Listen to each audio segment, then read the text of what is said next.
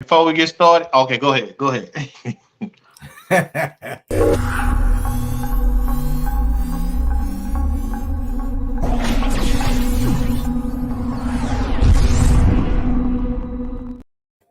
Jumping that fire, Houston, Texas, it's LB Productions. Get ready, it's going down on the slab. The old school crank it up, part 4.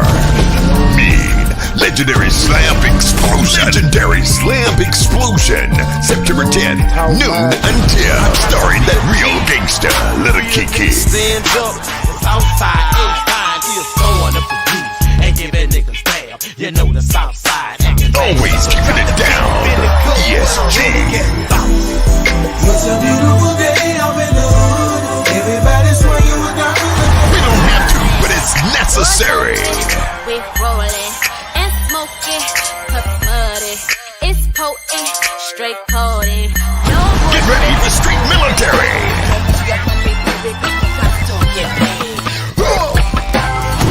What's this?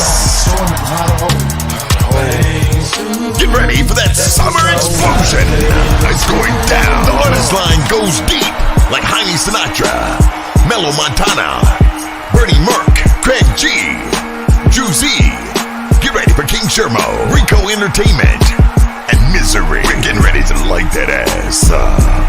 Hosting Harvey Love and Tricky C. And special thanks goes out to all our media partners.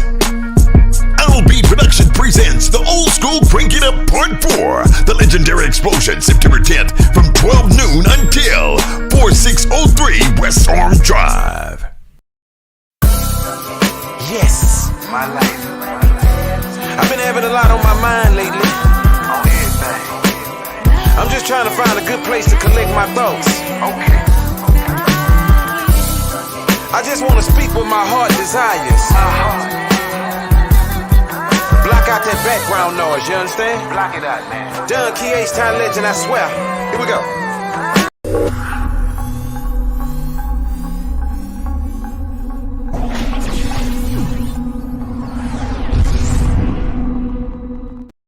We are here with the man. My name is Nahuma Holiday. And my name is Victor Bello, and you are checking out the Mancave K.i.n.g.s. Man. Since we all from the hood, let's go ahead and start this show like we always do. Everybody from Harlem, Clark, and from Houston, and around the world, man. Welcome to another edition of the Mancave K.i.n.g.s. We are chilling with the Come Down King himself, Harvey Love, man. What's up, dude? What's up? Love. What it do? What it do? All right, man. man. Long time First of coming, all, man.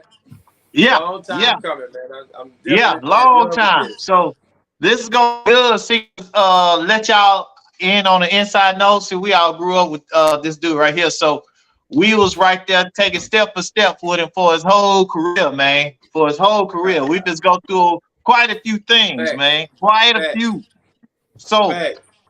first of all, I heard you started off on the DJ crates, standing on the crates in the club, man, at the tender age of 8 years old, man.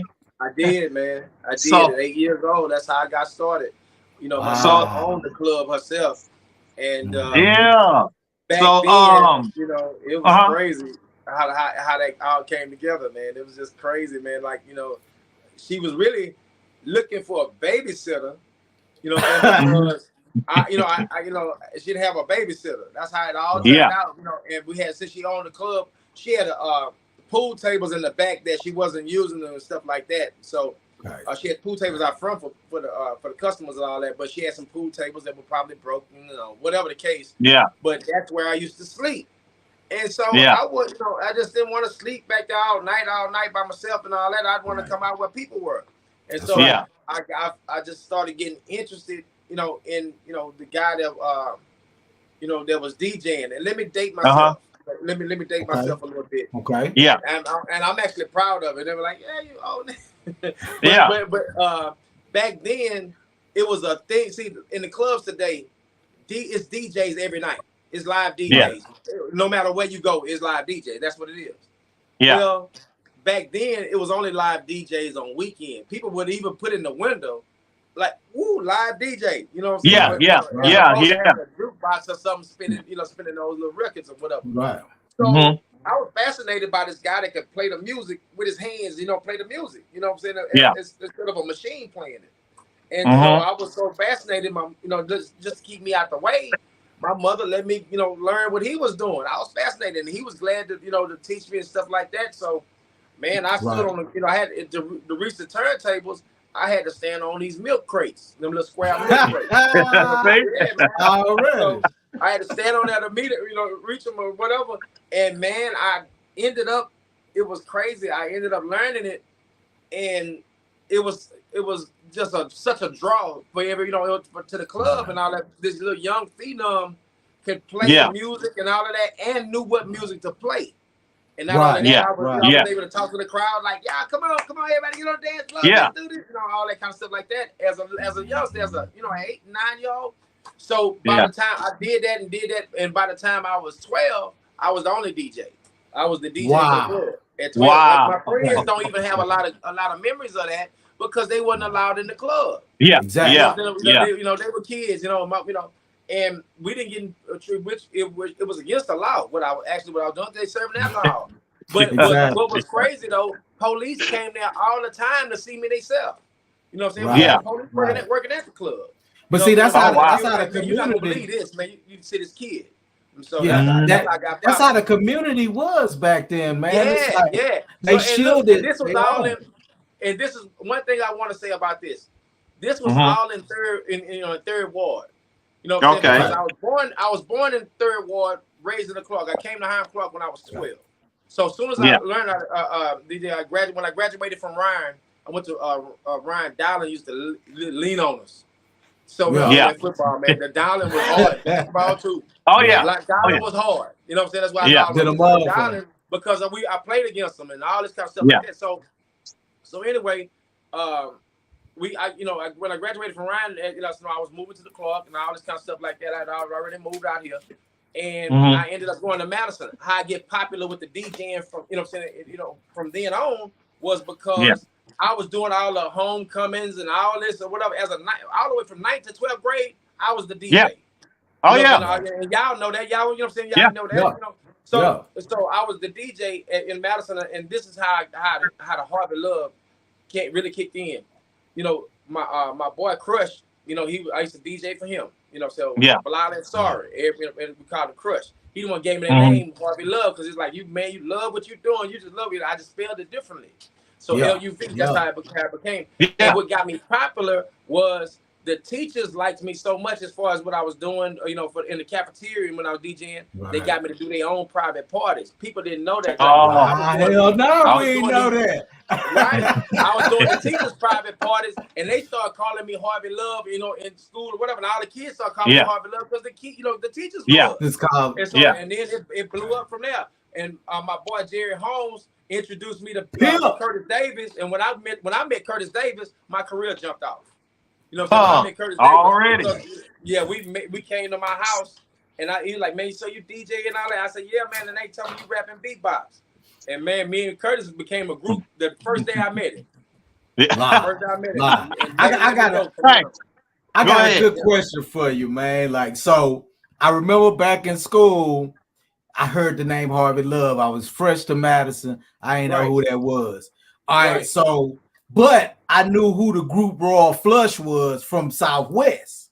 Right. So I'm straight for Westbury. I keep hearing about Harvey Love. I go in the cafeteria one day, and it's a nigga that looked like they crew, because they all had the flat tops and the gazelles, and it was Harvey Love. I want to ask you this because somebody told me that y'all, fool. And let me even before the because this is me and Mello was in school DJ. Let me back that up a little bit, because I'm cutting out a whole piece of history.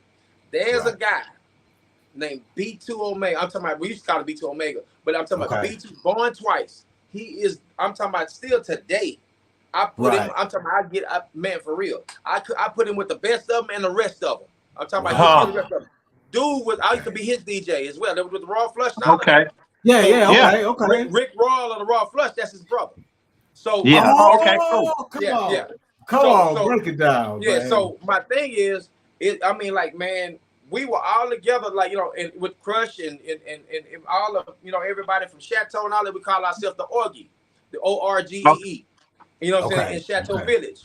And we all, you know, that's how I was gaining my wings. Now, me and Mello was, you know, like doing songs and doing this and whatever. We didn't become official professional group until I got the rapper. Right. Now, when we got the rapper, we did that. Yeah. Okay, but before then, I was rolling around, you know what I'm saying? I was an understudy of you know, the Raw Flush. You know what I'm saying? I was like, you know, that's how I was getting my wings. They were teaching me. Man, I'm telling you, I don't mean to cut you off, but I'm telling you, when I first seen you in the cafeteria, you had on a suit, like with the gazelles, like you were with the flat top, like you was fresh, man. I was like, who is this, man? Facts. I wore a Fila warm. I promise. I wore this Fila warm up. You know, I remember. Got it. You know, from New York. I had got it before Fila was even like when people had heard of Fila. But they didn't really know what I had this Fila warm up, the Fila shoes and all that, and a K.i.n.g.s. And I wore it in the talent show. And people's like, man, that's crazy. That's what we see on the videos and all that there. Yeah. All of a sudden, I promise about 4 months later, Fila just broke out everywhere. You know, like, you know, for real. A friend of mine bought it back down. I got it from New York. The first time, you know, of course, you know, I used to hear the name because, you know, Curtis Davis used to dance with my brother then, right? And so the first time I ever got to experience the magic, my brother, he was like, okay, well, we just go to Harvey House. He gonna make us a talent show tape. And I'm like, okay, cool.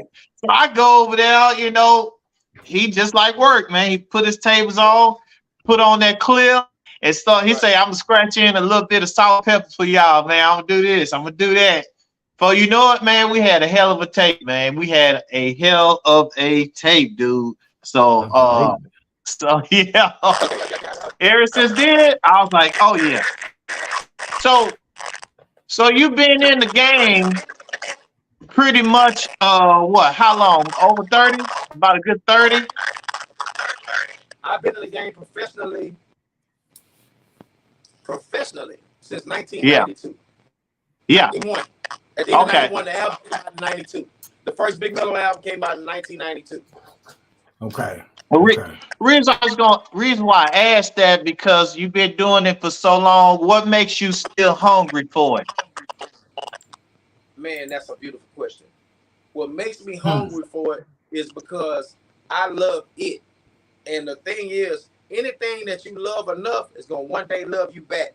And I put and what I mean by that is you're gonna put so much love into it, it's gonna increase your effort, it's gonna increase your drive for it, it's gonna create everything. And the way it pays you back is the success from it. So I mean, I don't care what it is. You can love your job enough and see once you become, you know what I'm saying, they take that glass ceiling off and you start raising up on your job. You know why? Because you're gonna do everything it is to be done to make yourself successful at that job. And you know, I agree with that. I've been doing 100%. Even I have 2 careers. I have one in music and one in workforce development. And so I know that to be a fact. You know what I'm saying? You know, love your job enough. You know, you do what you love, you'll never feel like you work. You're gonna always want to get better and improve yourself. I got a question for you.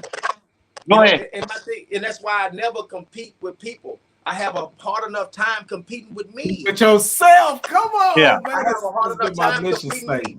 If I'm the same person today that I was yesterday, I just lost 24 hours of my life.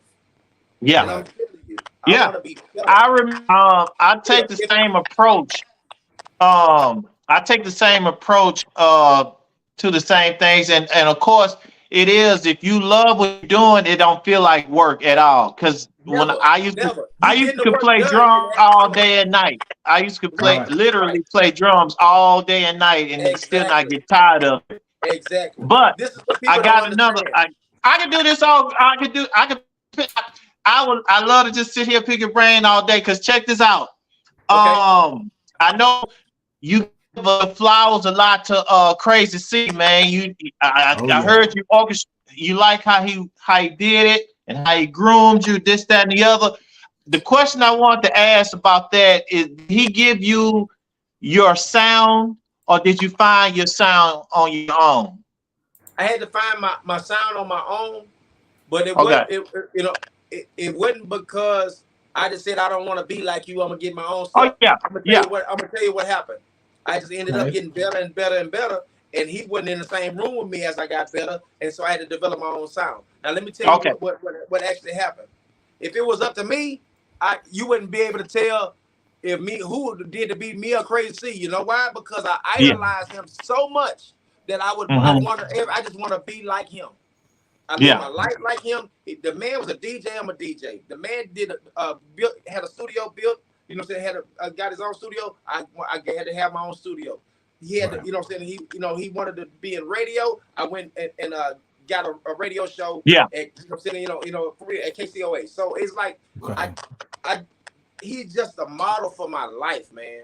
Right. I idolize that dude. A lot of times we don't know our idols. You know, it's like people idolize LeBron James. That's true. People like, I know my idol personally. That's right. I idolize him. He's not just an average guy.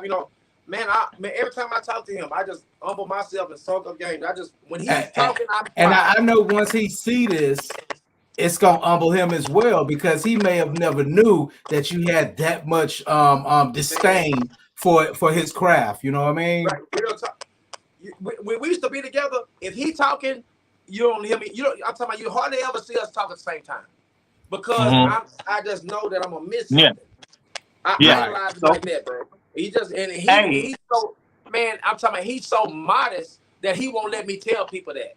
Be like, oh man, oh yeah, I remember him saying that. I remember him saying that when he gave the tribute. Because he's so humbled by God that the man feels like he was just, you know what I'm saying, he's just a vessel. He don't feel like it's coming from him.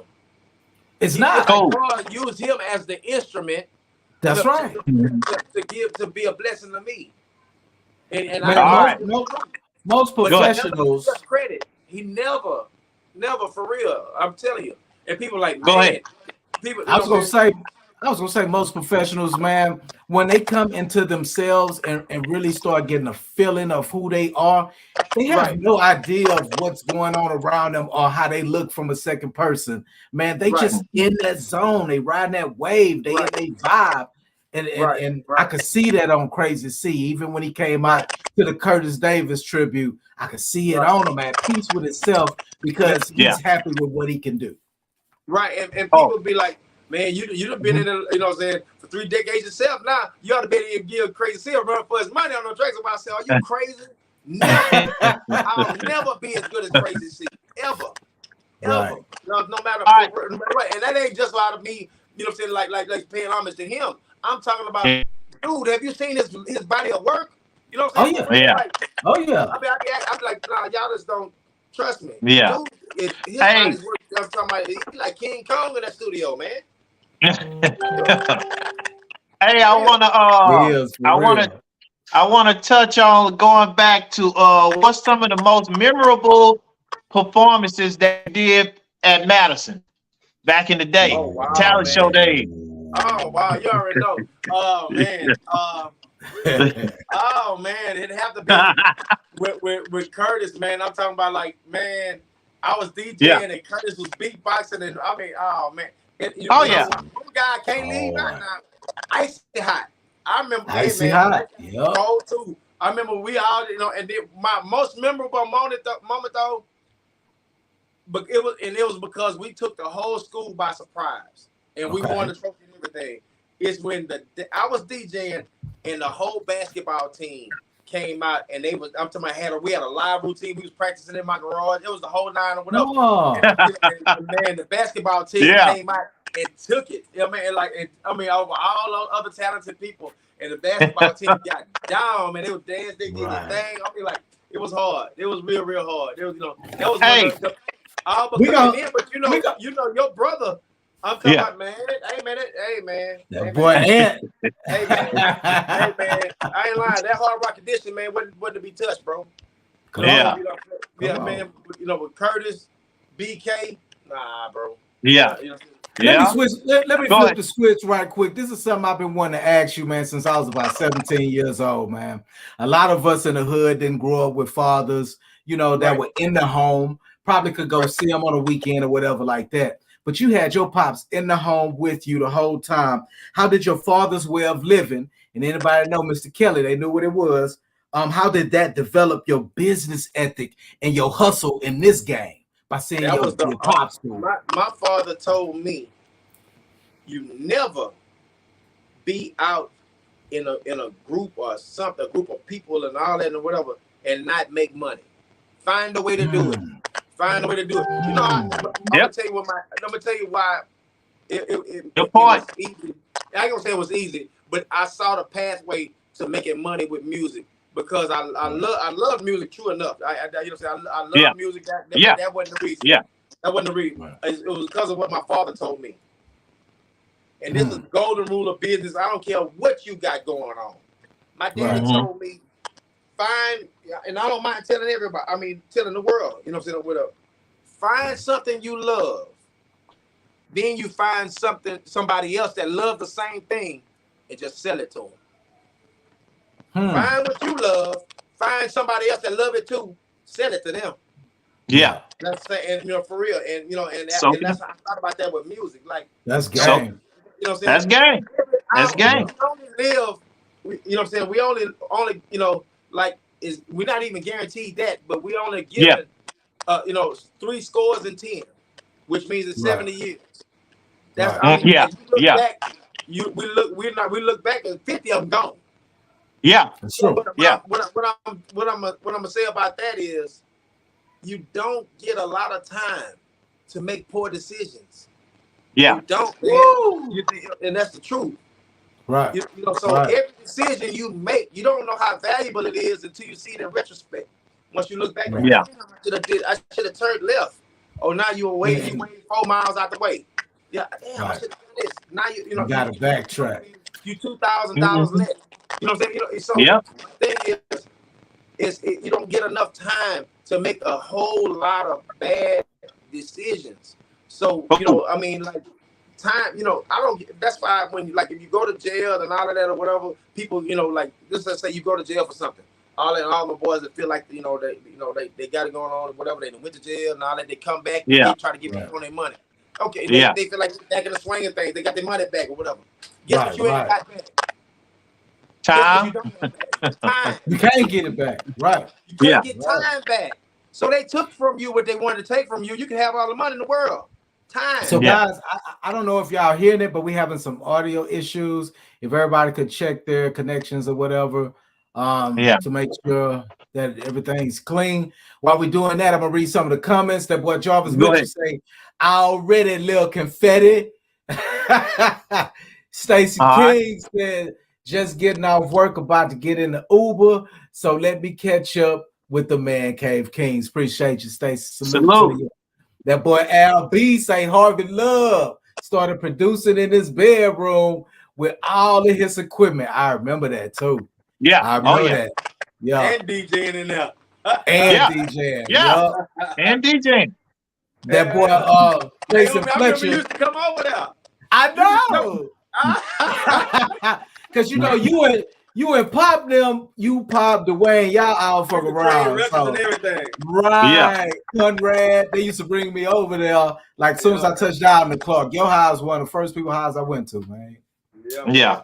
Man. That boy Rico Sullivan said, hey y'all, you know what I mean? What's up, boy? What's up? Yeah, man. Mm-hmm. Hey, I have a quick question, man. Since you work with everybody, who haven't you worked with in Houston that you?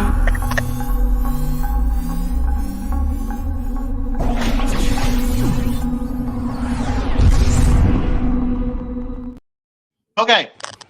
Hey, my question was, who haven't you worked with in Houston that you want to work with?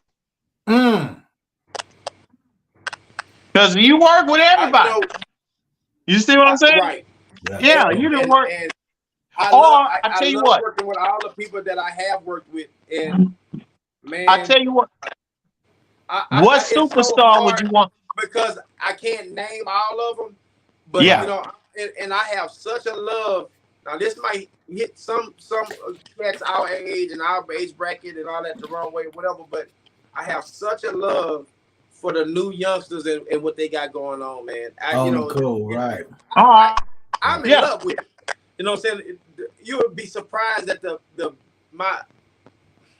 some of my biggest customers, you know what I'm saying, are 20s and under. And the reason why is because you got to always be able to be a comedian in this business. You gotta be connected. You can't right. I do all. I do gospel, I do jazz, I do everything. And it's crazy how as much hip hop as I do, hip hop is probably like one of the last things I listen to when I'm just relaxing by myself. I listen to cool jazz. Okay. I just the vibe because I like to mellow out and all that kind of stuff like that or whatever. I love instrumentation, so I listen to just like no lyric type music. And it's not that I'm dissing lyrics, but sometimes I just want to just vibe, just get lost. I totally get it. I get it. The best sometimes you just gotta mellow out. Clean your house up to it. Like clean your whole house. Just listen to vibe. Just vibe out. Yeah, so mine is usually if I'm driving in a car, mine is more of it's a screw, but it's not a hip hop screw. It's like either R&B. You can hear all the different sounds that comes with it, and it mellows you out. So I get it. Big time. All right, real quick. And go ahead. People, I'm not one of those guys one of those get off my lawn type guys. I love a lot of the new music. I love it. I listen to it. I vibe out with it. You know what I'm saying? I'm one of the cats that like Lil Baby. I listen. I mean, I'm rocking with them. You know what I'm saying? For real, it's hard to me. I'm gonna tell you this, man. A lot of MCs. A lot of MCs, a lot of producers, they don't realize that you can't be stuck in an era. If you're gonna be part of the money-making circle, you have to evolve with time, with the game. They're gonna leave you right there. That's right. I'm gonna tell you the reason people get deemed or called or labeled old school is because you can't keep up with the new school. That's right. That's right. I'm in this. If you can't keep up, you're gonna be an old school cat, no matter what you do. Yeah. For real. You do have people that's like you can tell you do have some people even the way they dress or they do you can tell when they like stuck in the 80s. And I'm boys be old school to the bitch. Exactly. I just went to the tailor and I had like about four suits that I really love. Two of them I hadn't worn yet, but I really love whatever. I had to go to the tailor and get my suits redone all over. I'm like, man, take the cuffs out these damn suits, man. People ain't wearing no cuffs. Take all that, what I'm saying? That's right. See, the thing is this. If you can't evolve with time, you're gonna get left back. Time gonna move. It's never stopping. You can break every watch, every clock in the world. Time still moving. Mm-hmm. Oh, For real. Time does not need your clock. Trust me. I tell you what. Oh, we got a comment, fellas, from LB. They tell the people some of the beats you made that got them bouncing out there. So that was directly for you, Mr. Love.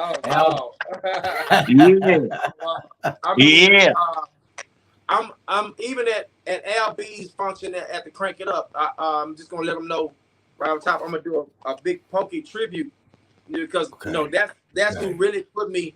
Like with the Walsh Nest and the stuff that I did for the Walsh Nest and the stuff I did for Big Pokey, that as a producer, that's why every time I mention the Walsh Nest, I gotta always holler at JC because he was the very first one that trusted me as a solo artist and as a producer.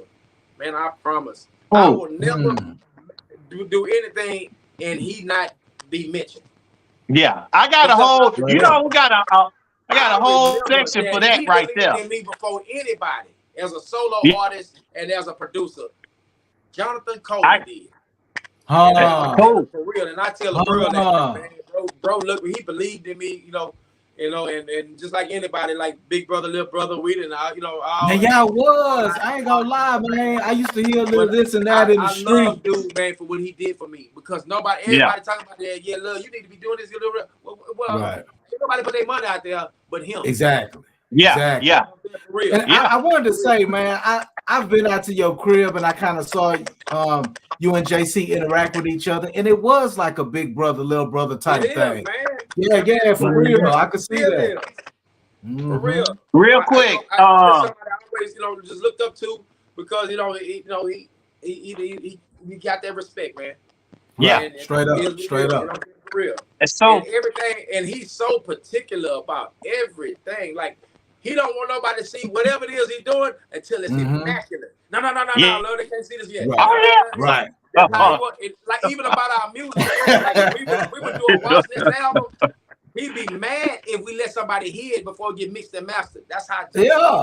He's not gonna. Don't want you to know, man. Don't let them hear our music, man. They're gonna steal our stuff. We ain't go to the studio and beat us to the punch. No, we ain't doing that. Don't let nobody hear it. We had full albums that only we can hear ourselves. You know what I'm saying? We just listen to it. And then we go to the studio. Then we present it to them. Like it was no. I'm laughing because he did the same thing with them cars that was in his yard. Exactly. You're not gonna let you see them cars. He ain't gonna just you're not gonna see. I remember in the slab days. Man. People would be so glad to get elbows. They'll ride around these damn elbows primed down. The car be primed down. There ain't no paint on it. Yeah. But they got elbows. Right. You know you're coming. Not him. You'll never catch Jonathan Coleman doing that. Ever. Nah. That's true. Nah. Hey, Miss Cynthia Collins. Until his car is immaculate. You're not Very gonna see true. his car and it still need the paint on it. You're gonna see his car, but it still need the interior, still need a system. No. Hey, love, I got somebody giving you some flowers right now. Exactly. And that's just the Cynthia truth, Collins. We got Miss Cynthia Collins. She said Harvey Love is the only person that I heard of before I came to Houston. Who said that? Cynthia Collins. Oh, yeah, man. CC the Core. Oh, wow. Oh, wow. Yeah, them flowers right there, man. So, hey, check this. That's Look, man. That's a whole garden. That's a whole garden right there. I was gonna tease you.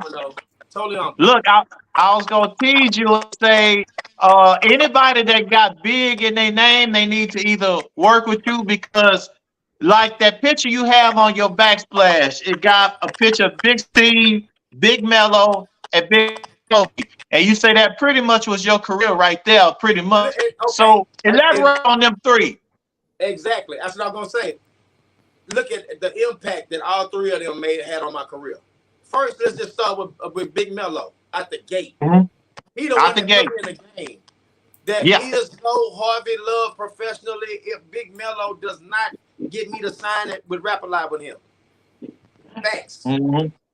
Facts. Because I was learning along the way. You know what I'm saying? You know, Jay Prince looked out for me like a son. Tell you. Yeah. He looked out for me because he loved Mello so much. You know, we just got so tight and all that. And man, that's why Jay Prince, I'm always gonna give a big shout out to him. He always looked out. Okay. Now, after the Rap Lot days, that's why, this is how the JC thing come into play. JC everybody know my house was, if you knew my daddy and knew my house was live. My house was the gambling house was live. Everything going on. The hustling house. Yes, it was. Hustlers. So I grew up between two hustlers. My mama was the hustler. My mom, I had the cool cup house. You know what I'm saying? My mom was the cool cup lady. Hamburgers, cool cups, all that. Straight up. The little drawer where you put the nice forks and all the nice forks. She took that out and put a register till in there for cash, all that. Darlin changed their bus route. Man, Dick Darlin changed their bus route so they could stop on our corner. The bus driver and the kids got out and came to my house every morning. Wow. Every morning. Wow. That's hard. My house, that's hard. That was the bus stop for Dick Darlin. All of them come out of there and go get all kind of pickles, all that. My mother would wake me up. I had to be up at 5 a.m. to go to school because I got to work first. So it taught me, entrepreneurship out the gate. You know what I'm saying? So my thing is going back to this. Going back to that part. This is where JC come in. He in there gambling my daddy, shooting dice with my daddy. I'm in there writing a song for Bushwick Bill. It's called I Got the Big Eye on You. Remember Bushwick had one, had one eye. Yeah. Kid got one eye shot. Right. Yeah. So I'm writing the song. Jay Prince wanted me to write 2 songs for Bushwick Bill. One was called Chuckwick, and the other one was called Bushwick Bill. Crazy C produced one. I produced one. So I got the. Hey, I used to like Chuck Wick. Okay. Yeah, right. And so I produced. I Got the Big Eye on You. I'm in there singing it because I want to lay it down so Bushwick can understand it. Okay. So Bushwick used to sing. I'm talking about when I gave it to him, he used to sing my songs in the club and everything to show me he memorized it and everything. So yeah, I'm writing a song. I had already finished the song and everything, so I'm writing it down, whatever. And I'm getting it together. I go in the back room. That's when we used to have the mic in the closet in the back room and all that. So JC, he hear me doing the song in the back. He told my dad, "Hold on, Miss Kid, let me hear what Love doing back there in that back." He come back there and tell me, "Hey man, that's jamming, boy. Whose song is that?" I said, "Man, it's the song I'm writing for Bushwick Bill." And man, right off the top, he say, "No." Right off the top, he say, "No, you ain't.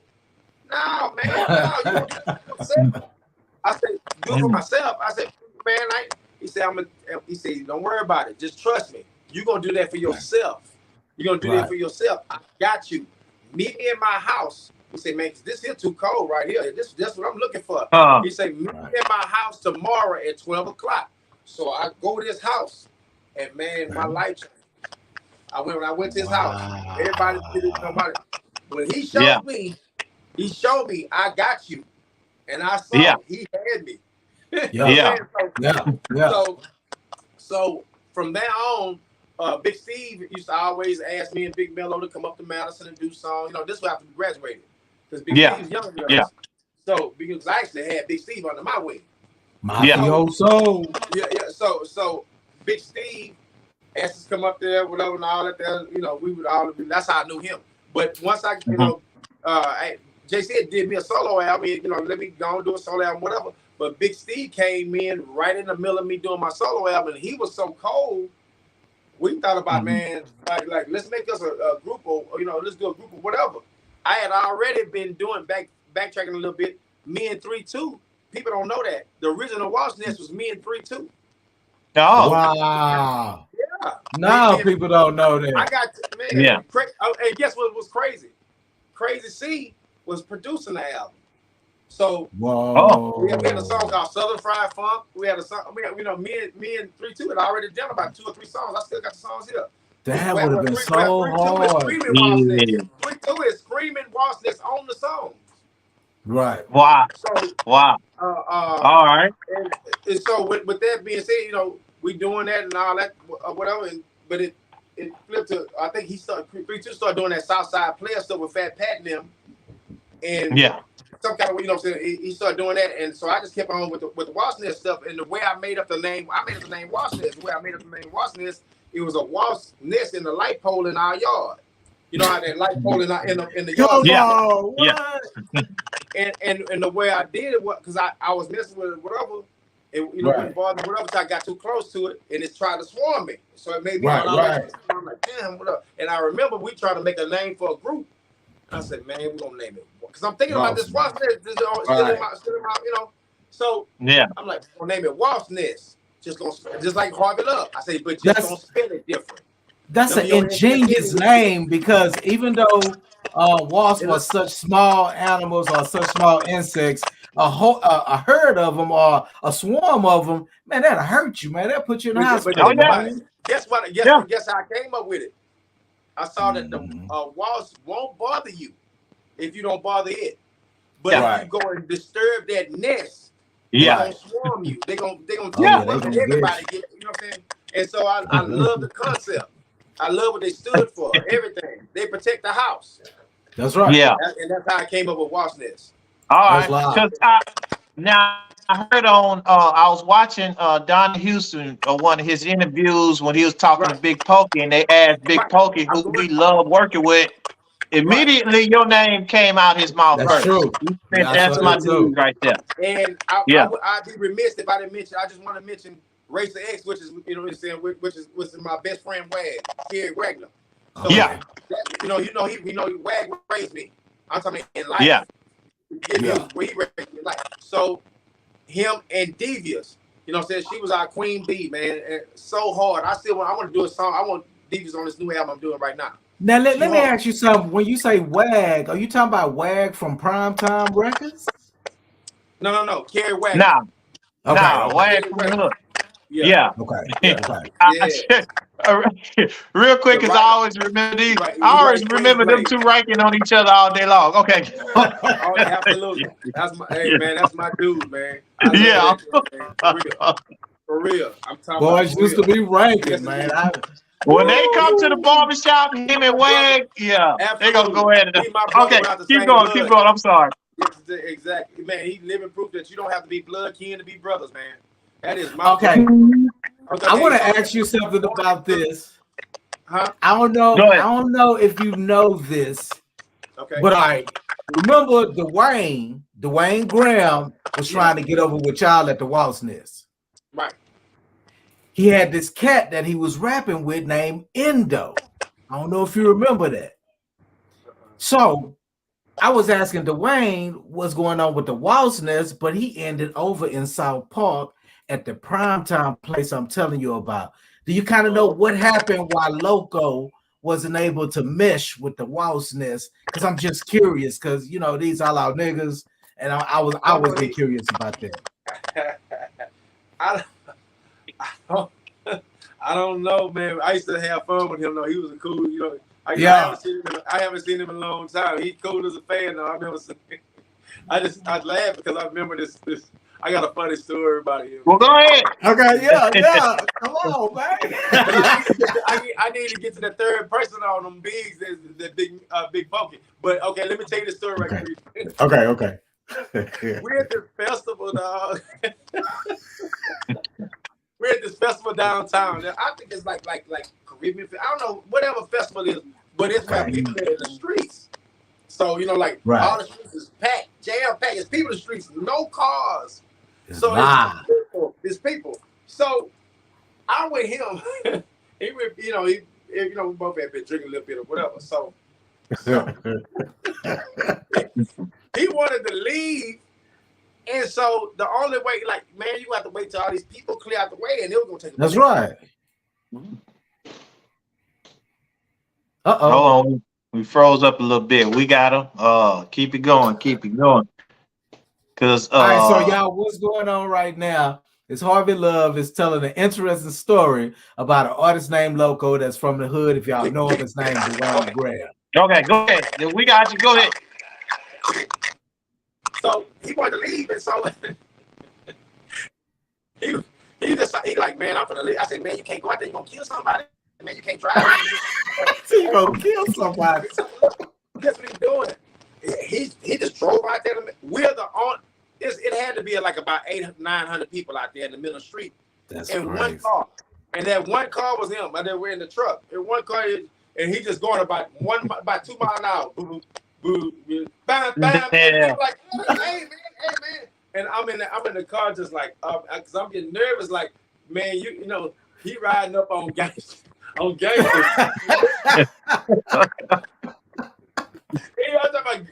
Females and dudes with their girl and everything, and you make these dudes, that's trying to be cool. They got their clean clothes on. You making them do all this here. They gonna be mad, man. Right. And he just went. And one of the dudes broke and ran, trying to get out the way to keep getting ran over. Like, and he's stuffing his nice shoes, trying to. The dudes start grabbing his truck.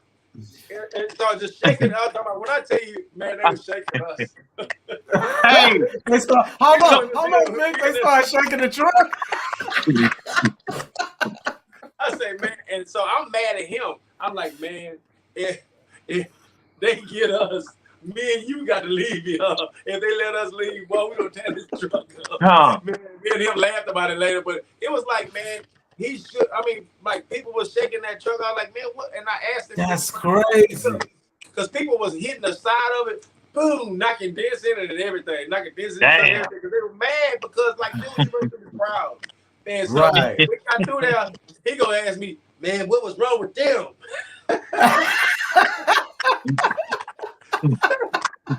I guess he was on the South, man. It was, and that was always a classic to me. I said, man, remember the time you ran through that crowd, man? Like, yeah, man. We always talk about that, man. But look, Big Pokey. Once I did a track for him, Big Pokey got a deal with Universal with my track. The Who That Mad, Who That Talking Down, the Who That Talking Down. Yeah. Okay. That track has been in 3 TV shows. You know what I'm saying? Wow. Dark Angel, Orange is the New Black, and Entourage. I still now. I get W2 from Fox and HBO right now. Yeah. I've been getting paid, and this ain't just break it down. Just show people, to show my young producers that I mentor and that I'm teaching. Like I tell them, never get out of the car, and that means that never sell all the rights to your songs. People want to, man, what you want for this beat? And they 300, they me 200, 500. Right. And then that be it or whatever. Then they go. Then the song blow up way up here. And then you gotta chase them down, try to ask for more money and all that. Now you're at their mercy when you didn't do your paperwork first to begin with. Yeah, you could have started off by licensing the track. Absolutely. And if you wanted to do an exclusive license, then cool. If you good for them like that or whatever. But you never. I feel you, love. You never jump out. I tell them always.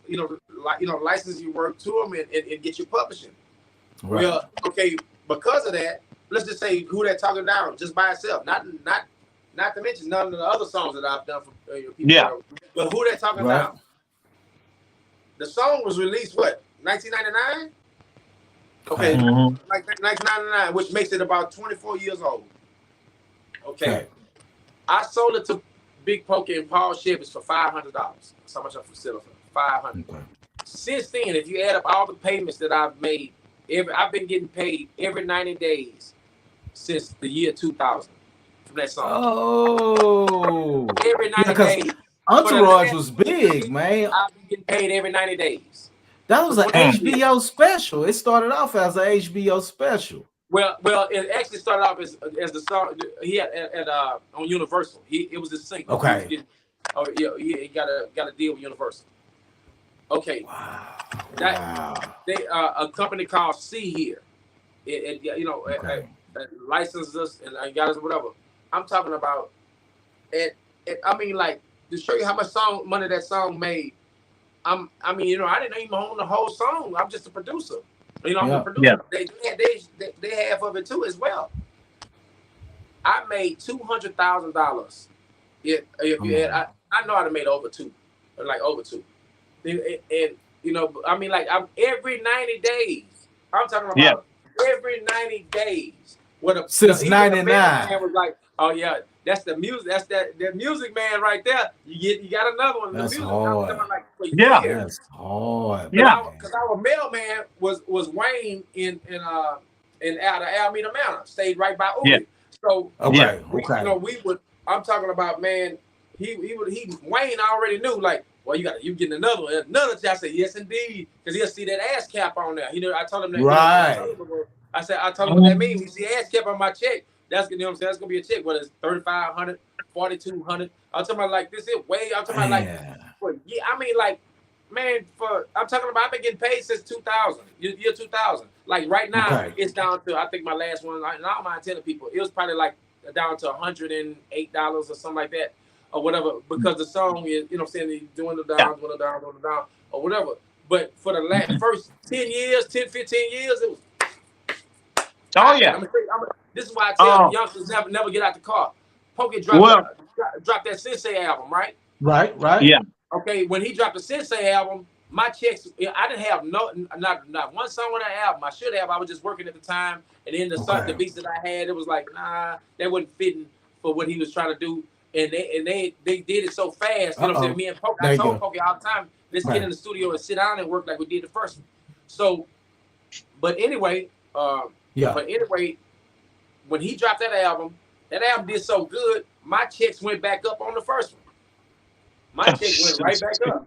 Wow. He wanted to get his first album because people start checking out the old music. Yeah. And it's a classic song. That's a timeless song. There's a timeless song. So I tell you what. I usually do a top 5 on my show, or well, on our show. So we got to do a quick top 5 of Harvey tracks, man, that y'all need to check out. If y'all let y'all live under a rock or something. So,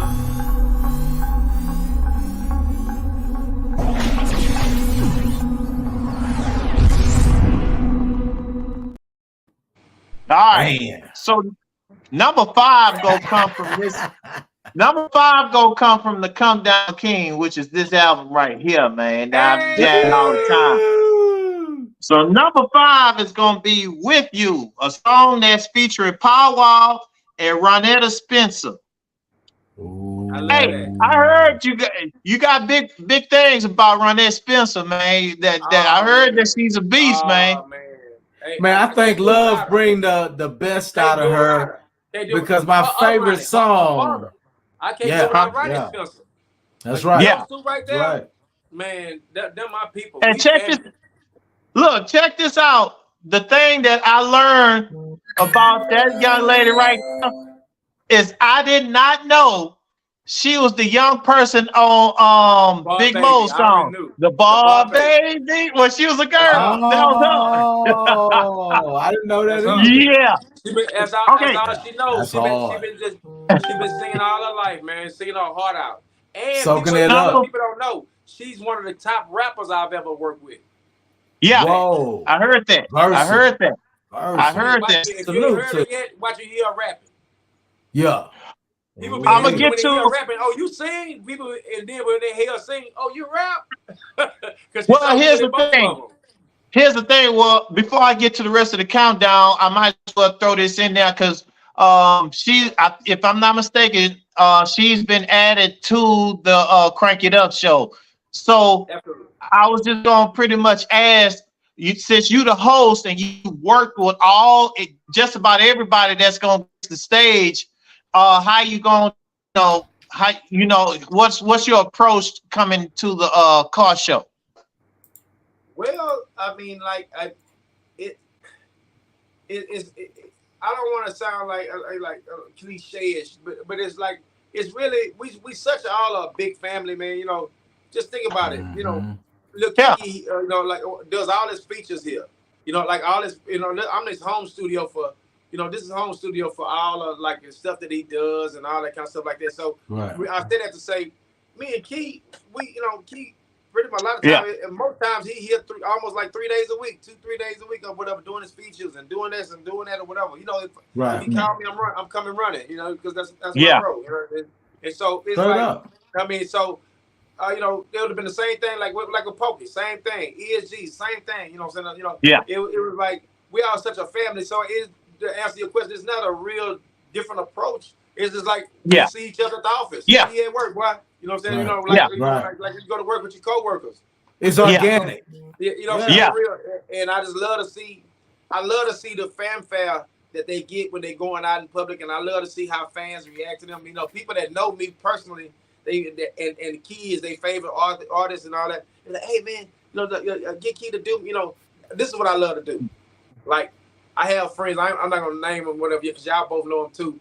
And because I don't want to embarrass them, but because it's really nice. And Key was so glad to do it. And they're like, you know, can you get Key to tell me happy birthday? And you know, and Key, you know, and I filmed him doing it for him and send it to him. They didn't even think I was gonna do, you know what I'm saying, whatever. You know, I got him to do it for the whatever because it's like, man, we live, you know, we live for that. You know what I'm saying? And like I remember before I was back like at the Urban League and stuff like that or whatever, doing my daytime stuff. This guy was telling me, you know, it was a fan of mine, like, man, you know, you living life, man. You really living life. You really, you know, you don't have to work and go to a day job. When he said you don't have to work, you don't have to whatever, you ain't got no boss, you whatever. And I was like, yes, I do. I do have a boss. And he was like, who your boss? I say, you are. I say, because he said, I'm your boss. I say, of course you are. I say, all you have to do is stop supporting me and I'm fired. And man. Stop supporting me and I'm fired. Yeah. Right. You know what I'm saying? So so if I know right, I better do what you say. Yeah. You my supervisor. Okay, For real. so let me get back to number 4 real quick. Okay. It's gonna be Menage a Trois. Number 4. Yo. Number 3. Number 3 was kind of all over the place. So I'm gonna just say anything Walt's Nest at number 3. Anything Walt's Nest. Reason why I say that because like we mentioned earlier, as soon as I hear that, okay, you know how that like that Lil Head and Big B freestyle creep on. Okay. That it's that little bell or what have you. I can't describe it, but I know that's a Harvey sound. I've heard it. Right. But a lot of people out there love that deuce out the roof, though. They just that deuce out the roof. Yeah. That deuce out the roof. Oh, that's number 2. That's number 2. Number 2 is Deuce Out the Roof. Yeah. So we all know what number 1 is. What is it? Who that? Deuce. Who that is number 1. Absolutely. Okay. Who that? Gotta be number 1. Who that coming down? Yeah, the most successful song. Yeah. Absolutely. So, all right, Vic, you or Harvey can answer this question. What's that song, Harvey? Now you know, I can't remember the name of it, but it went bump, bump, bump, bump, bump, bump, bump, bump, bump. That's Menage a Trois. Bump, bump. That's Menage a Trois. That's Menage a Trois. Yeah, that's hard, man. Yeah. That's hard, Okay, man. so check this out. That's on that big check this out. Mike D. I got another song on my album right now that I'm getting ready to drop called Drama, Big Poke and Mike D and Big Third. Ooh. Look, I got a song I can sneak peek and let y'all hear Big Pokey in a way that y'all have never heard Big Pokey. I bet you won't. I bet you I won't. bet I'll come over there and I can sneak peek it right now. Y'all gonna be like, I'm talking about feel good music. Pokey gonna have 2-stepping. How about that? I'm gonna come over there and listen to that song. I'm gonna come check that song out. I can let you sneak peek it right here. Yeah. No, we ain't gonna drop it on just like that. I'm just saying. All right. But y'all got to hear it though, man. But so let's do this, Vic. Go ahead. Let's do this. Come down, King. This will be my single. When you get ready to drop it, since you was willing to play it on the show, can you give us the exclusive? Like, absolutely. Yeah. Come on the show. Come on the show and say I'm about to drop this. Yeah. I will. Come right on. I'll do that. I'll drop it on the show. Yeah. That's what's up. That's what's up. Y'all heard it because Mancave K.i.n.g.s, really, I mean, it's really nice. I'm in love with this new album, man. And I'm telling you, if people love to come down King 1, come down King 2, man. I mean, like I'm putting it together. I'm putting all the season in it. A bunch of artists getting together and helping me out with it. I'm doing it kind of like on a DJ Khaled type level, whatever. Right. Songs I'm not even on lyrically. I'm just producing every track and all that. I mean, what I'm doing a couple of weekends, like what I'll do is I'll bring artists here. You know, I got the studio, whatever. We have I just shut it down and cook for them and have food catered or whatever, you know, and just have everything, whatever they want. I just, you know, I have it sent in, you know, and all that kind of stuff like that. So we're getting ready to start doing that, you know, for a few of these artists, man. And I mean, like, no matter how late you stay, you good, you accommodated. I'm talking about, like, man, it's like that. Some overnight sessions. Yeah, live stuff like that, man, and just have like old school, like how they used to do it, where we have writing sessions, where I have all the writers, all my singers come in, all my musicians gonna come in. I'm talking about just some nice stuff. Basically a compilation. I'm gonna do something different on this one though. I'm gonna release a track on this album, no lyrics, just to show them that how hard I can kill them and do with it whatever you want to do. I like that. I like that. The mic. Like, look, since you got the beard like Barry White, the maestro, just Oh, that's a nice name for man. That's a nice name for album. Yeah, which I heard on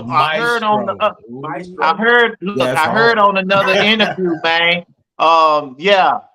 By us following your story from the very beginning all the way up to now, the documentary do need to come. Absolutely, man. Documentary for you do need to come. But I will say this: you haven't reached your highest potential yet.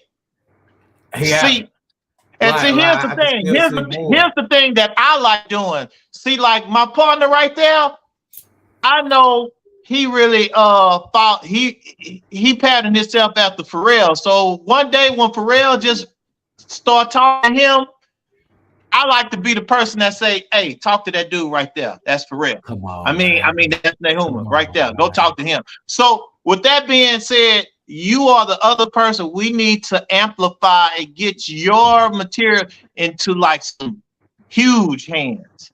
So that's why I reach out to people like Dame Dash and all these kinds. So when they get ready, I'm gonna say, "Hey, check that dude out down there." Right. And so that's what I like doing. That's what I like doing. So don't be surprised if it happened. Put it that way. Hey, I'm loving it. And I'm totally humbled by it, man. And I appreciate y'all. You know, like I said, I told y'all before we was, even on air, man. I wanted to tell y'all, man, how proud I am of y'all, man. Keep it pushing. Appreciate it. So much. Appreciate it, man. Absolutely. I learned something from Al B. Well, when he was talking to us, he said, y'all have something that's bigger than both of y'all. So keep that in mind when y'all doing y'all show. It's what y'all doing is really bigger than both of y'all. Yeah. And all we got to do is step in and keep pushing forward. Because trust me, if we were to not come on Tuesday or Thursday, my phone gonna ring off the hook. Like, where the fuck are y'all? Y'all And what I love is y'all have already put down the foundation, man. And all you're doing is building up from there. And I love it, man. And y'all have such a beautiful, strong foundation. You can build a mansion, the most beautiful house on earth. Without a foundation, it ain't gonna do nothing but fall in the dirt. Crumble. Yeah. Really. Yeah. So I want to ask this to both of y'all. Foundation is really, really nice. I like how y'all come with it. And y'all putting the building blocks together and getting it up there and instead of building. I love it. I love it to death. Let me ask first from Harvey Love. We got let me ask both of y'all this question because y'all both do beat for people that come in that just rap or whatever. So define these three things for me. Define a rapper, define a producer, and who is y'all or who is your favorite DJs? But define a rapper and a producer. Some people just make beats. I hear both of y'all say the same thing. Absolutely. Okay, difference. This is okay. A beat maker is not a producer. Thank you. However, a producer can be a beat maker. Okay, and that's why I remember I put up a track that's and I said don't call me a beat maker. Like producers don't really like that. And the reason why is because you don't know what it all entails to get a track together. A producer is not only the one that's playing like the track, all that or whatever. He's also making sure everybody else is in line. You know what a producer is? Okay, I'll give you in a nutshell what a producer is. He's the conductor of the orchestra. That's right. You know what I'm saying? He don't just know this section. He knows that section there. He knows that section. I've worked with like 4 to 5 musicians at one time, where I know all of their parts that I want the bass player to go like, hold on, don't give me a bridge right here. Don't just keep playing that same main loop. Give me a bridge. Give me a rise right here. I know my horn players section. I'm like, you're gonna play subtle right here. We want you to like kind of give it a little busy in the hook because we want it to move. All that kind of stuff like that. Okay, I can do all of that, and I can like the keys. I want them subtle. I want just soft chords until we go to the change up. All that kind of stuff like that. I can tell each one of these people, the drummer. I want you to. We need a build up right here going into the hook. Whatever. Coming out the bridge. All that kind of stuff like that. I can tell all of them different things like that. Give them different tasks, but they can't give it to each other. Right. That's the producer. Because they're gonna I like that definition. Make the whole composition come together. But they a lot of times they can't give it to each other. I'm gonna just play my part that they need me to play, and but I know everybody's part. That's a producer. Right. So in so many words, y'all, a producer is somebody that basically put the whole. I like you said the way you say orchestra. He put everything together. A producer also can help the rapper know how to come over the track. I've met so many rappers that they'll hear a track and just be totally lost on how to come over it because they hadn't heard nothing similar before. But then I'll go and I feed them a little patterns. Man, come over that hoe like this. And then they kind of figure it out. And that's what a producer does for every piece of the music, every part in the music. I'm gonna give you a parallel of who a producer is. Choir director. They're producers. Yeah. You know what I'm saying? That's right. They're the one, because of their work, they make the whole composition comes together. They altos, hold up, altos, you know what I'm saying? The tenor, so the baritone, everything, everybody come in. You have the musicians, make them whole musicians. Let me get them highs. Exactly. And they singing it to them. They singing it to them while they play, so they'll know exactly what part to sing. That's right. Choir directors. They all right. Cool. This is a question from me and my wishful thinking. Okay. Are we gonna get like any more Wasp Nest material? Or or is that just and I'm gonna tell you, I'm gonna tell you, man, nothing I would love more than to get on the same page with everyone and put a record together. Because they getting together and putting a song on my record, they might as well get together and put a whole album together on their own record. Thank you. Well, because the reason why I kind of say they know that. Yeah. They know that.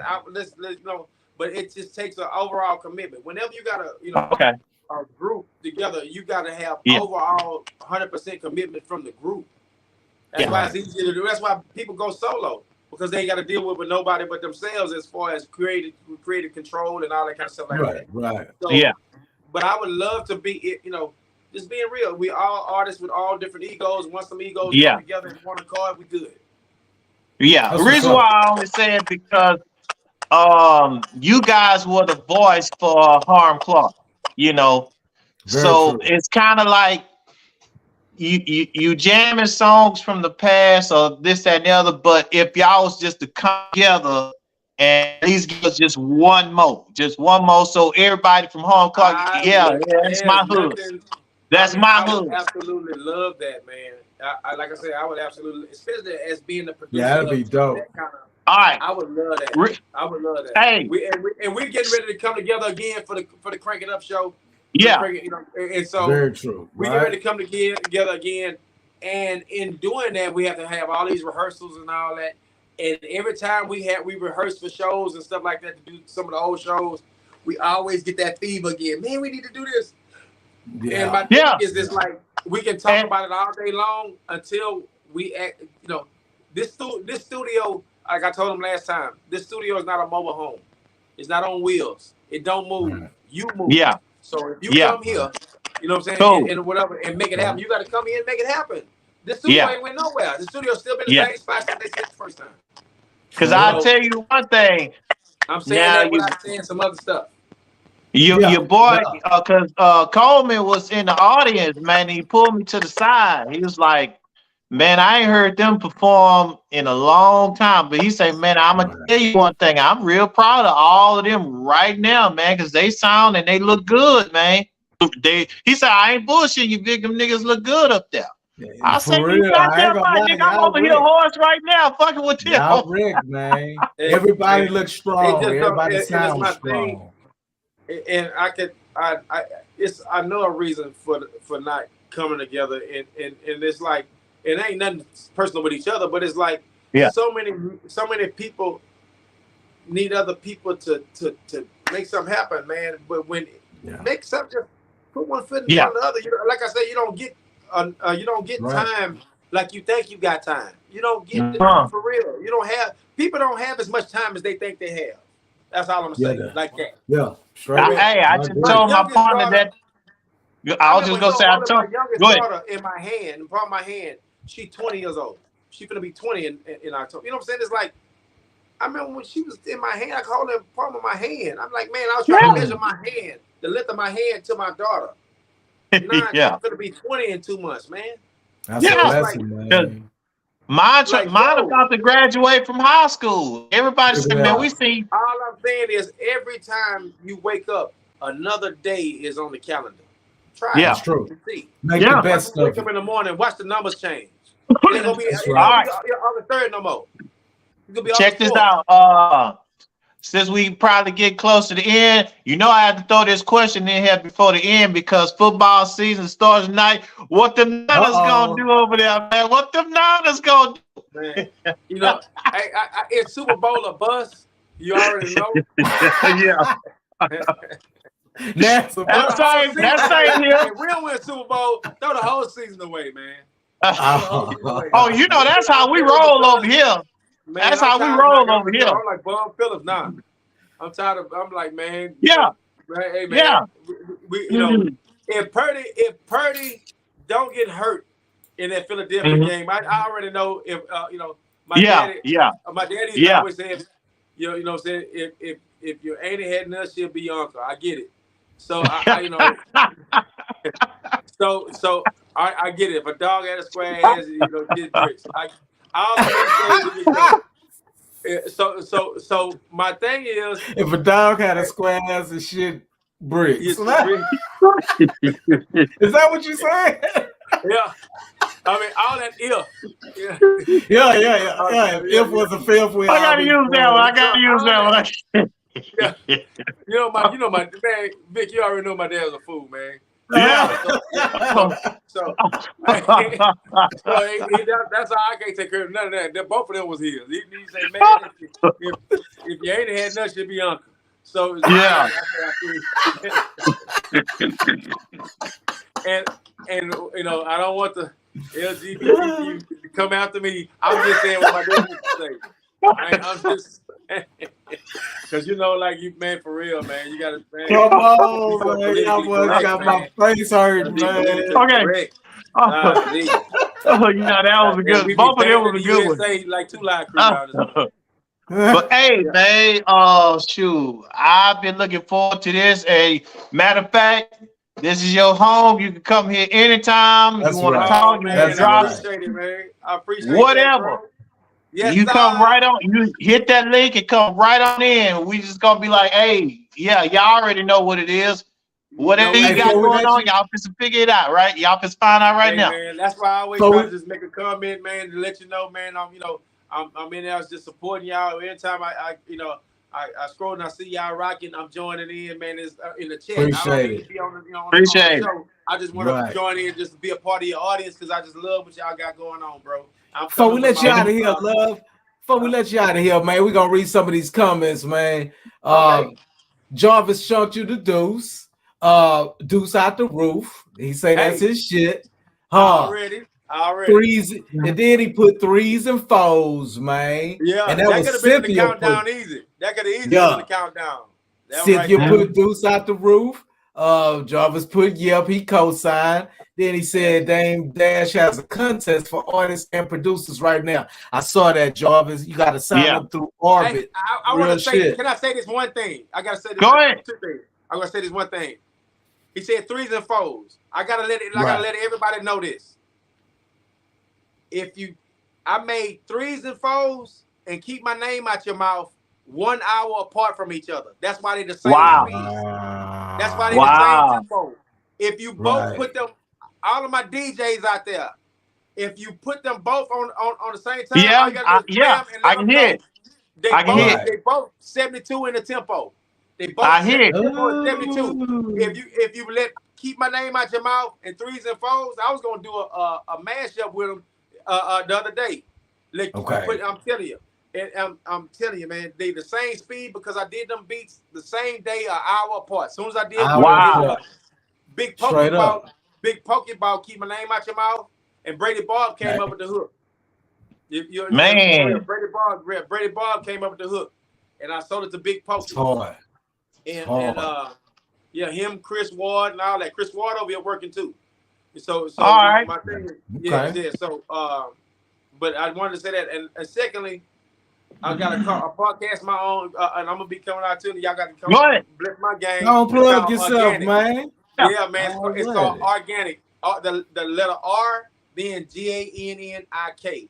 organic, and Okay. it's all about Okay. just organic conversations, just like we have it now, just a conversation, man. That's And it's gonna right. be really, Cool. really nice. I got a lot of people that I'm gonna be like y'all, saying up and prominent, saying good people that's doing their thing. It ain't necessarily Come got to on, be man. music, none of that. It's just gonna be good organic conversation with some interesting topics and interesting people that you can be like, oh, okay, you got him on there already. I want to hear what he got to say or she got to say. It's really, really nice. Yeah. Oh, all It's right. gonna Now, be we'll be looking forward to it. love, love, love, love, Already. love. Can't do it without it. For real. Hey, Love, Harvey, love, you got hate, to start man. using that. You know where I got that from Houdini. Yeah. From Yeah, What that one Love. You already know Yeah, it. man. Yeah. Love conquers hate. That's Every right. Oh time. yeah, yeah, That's right. yeah. I That's got that from right, why Stevie love man. Wonder, conquers haters. Stevie Wonder song. Yeah. Yeah. Uh, That's it, man. So hey, All right, man. y'all. This has been Go ahead. another episode of the Mancave K.i.n.g.s. We way over our time, but we enjoyed it. We had Harvey Love on here today to come down, King. Y'all make sure to Yes, tune sir. in. My name is Nahuma Holiday. And my name is Victor Bello, and you've been tuning into the Mancave K.i.n.g.s real quick. I'm sorry we started late. I had daddy duties, had to go pick my child up from That's band right. camp. And that happens, man. Hey. You got to do what you got to do. But Gotta do it. appreciate it, man. Check us out. Check us Beautiful out. video. Hold on. Beautiful Check us. interview. This is I one Let of the me know. see. ones. Let me Appreciate see. that, man. Check us Appreciate out. that. Man. Check us out next Appreciate that. Tuesday, Yes, man. indeed. We're gonna be talking to Hump and Sucker Free Records and Sucker everybody Free. from Sucker Free that's Oh, gonna be a that's my part of big the bro show, there. man. That's for sure So my big yeah, bro we're there. gonna check us out, man. Y'all read the All bottom right, of the but screen. Instagram.com right there. / Harvey Love. Go check this man out. He's most Yay. definitely somebody you need to listen to if he ain't Oh, already in man, your I appreciate playlist. that, man. Yes, Yeah. Already. indeed. Come down, Get King this, 2. man. Uh-huh. Appreciate it. Already. And that's over Part two already. I was coming. say that's the This go get part that. one, Hey, and that'll this get is you ready for the jamming, next man. one. This is a jam Come down, CD. King 1 right there. That's Come If Down y'all King. want to see Harvey Love come out to the Crank It Up 4 September 10th, he will be Yes. there performing. Absolutely. Man. I'll be hosting it. You know what I'm It's saying? Me and my going bro, down. Mr. C. Already. Already. Yes, sir. Man. Y'all September take it 10th, right, I man. still got tickets, man. So with that being said, we out of here, y'all. Out. Hey. Yes, indeed. Hey. Love y'all, boy. Y'all take it right. All Love right. you too, man. Yeah. All right, y'all.